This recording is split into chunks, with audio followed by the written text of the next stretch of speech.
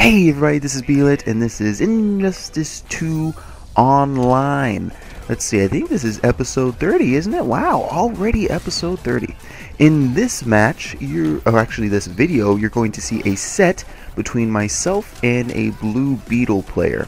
I was playing Poison Ivy.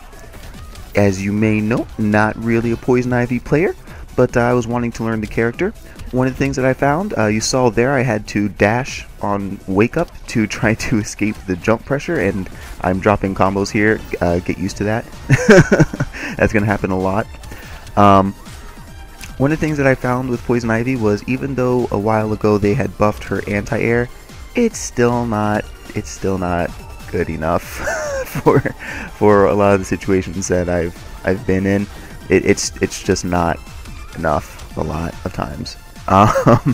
So it still kind of ends up very commonly that she gets jumped in on quite a bit, and the best thing that you can do is jump back one, or dash through. The dash I found was pretty good when you just really knew it was coming and you wanted to return to that neutral without having to try to beat them in the air. It's just more consistent to, if you know, just to dash. And as I talked about before, the down 2 is not good for a lot of situations that you find yourself in. Doesn't mean it's unusable, but yeah, it's not one of those things that you'll want to rely on too heavily. When you know that someone is going to jump, when you just absolutely know it, then yeah, you can use it, which you saw there. A big tendency people have is after they use a back 3 or a meter burn back 3 or even a forward 3, a lot of times they will jump as a follow-up. That's a very common tendency that people have, that half the time you can play someone for the first time, have them do a back 3, and without knowing the first thing about that person, you can press down 2, and the majority of the time you will hit them. Even pretty good players too. It's just one of those tendencies that you know, is extremely common. So in situations like that, yeah, you can definitely use it, but I've just found so many times, more often than not, that it doesn't end up serving the purpose that I had really wanted it to. So I actually completed a combo here. That's pretty cool. That's actually going to get Pukey out. Another thing that I noticed about this matchup is that with the, I don't know what it's called, Nightshade. With the Nightshade, it's not really that effective against Blue Beetle because of his air mobility. He can pretty much stay in the air just enough to go full screen. Actually, he can stay in the air for quite some time, and then fire down a projectile at the same time, and dash in the air, do a little float in the air. He can threaten you from the air as well as move about the map, and because of that, it's just not practical to expect Nightshade to do too much in this kind of matchup here. You really have to set him up, and I don't know a specific way to set him up to guarantee that the opponent is going to have to sit there and take it. And yeah, you see I tried to dash through at that time, but just not going to work there. So I'm getting a little bit more done in this match. I dropped the combo. One of the most frustrating things about Poison Ivy is her back 2 down 2 string. That is her go-to string. She needs it. Drop the combo again.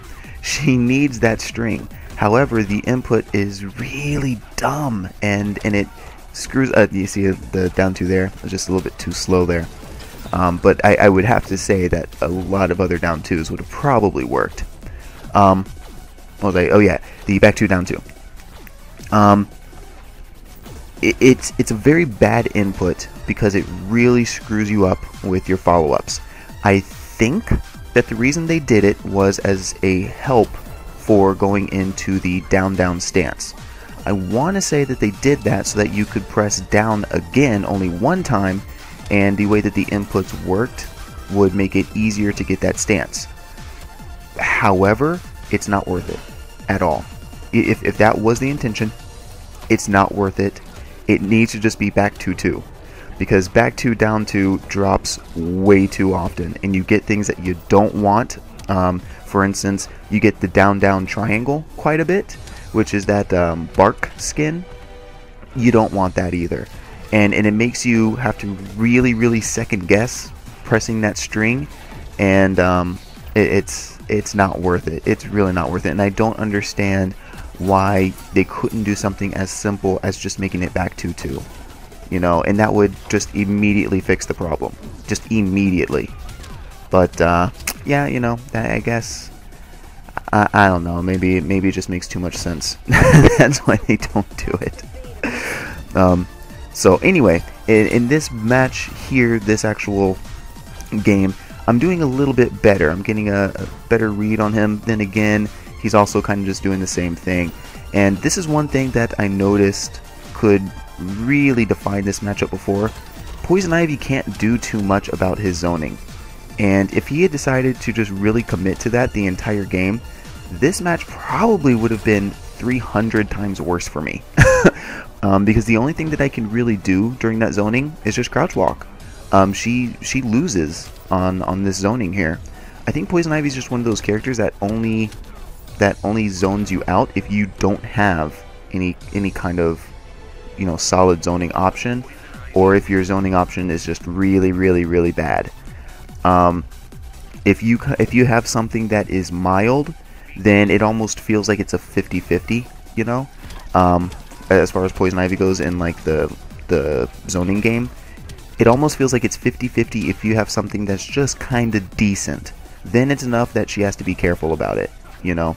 And the real only thing that she can really push you on is the meter burn part of the vine drill, which is just a timing kind of thing. But if you just wait it out, you know, I don't think it's all that strong, and she is using her meter for that threat. But as you're seeing here, this is the Nightshade, and he just didn't get to do anything because of this air mobility. And I'm having just a really difficult time with that. And plus, I don't know combos, so you know that doesn't help. So when I do get a hit, it's not counting as much. And let's see what I'm gonna do here. Just press buttons, and there you go. I'm starting to read a little bit more on this stuff. A lot of Blue Beetle players are very liberal with that shield bash. And here I should just finish it up here. Oh, he air escaped, and he's gonna take that. Oh, that's nice. That's now see, that's exactly what you want. You spend your last bar of meter. I think he did that just as a little FU. You know, he's like, I'll spend 2 meters just to be the first one to get this round. I don't care. Now this is where it actually works, having Nightshade. Whenever you get the opportunity to get them to take that first hit, and then you alternate the timing of your vine drill and the Nightshade shot. And I thought for sure I'd blocked that. I even saw myself moving forward there in the video. So I don't know why that cross up still hit me, unless it didn't cross up, which it better have, because that looked like a freaking cross up and a half. But yeah, that's the ideal time when you get Nightshade out, that it lands its first hit, because then that pretty much guarantees that you can do what you want. But since we were full screen, I couldn't do too much off of it, just go for the chip, which is still good in and of itself, but not exactly perfect. And here I didn't expect that to hit, so I just kind of mashed craziness and ended up screwing up the string, which is that back 2, down 2 string, and I ended up getting vine drill because I was trying to confirm it too fast. If I only had to press back 2-2, that probably wouldn't have happened. Anyway, this was actually a really fun set. It was unique to play.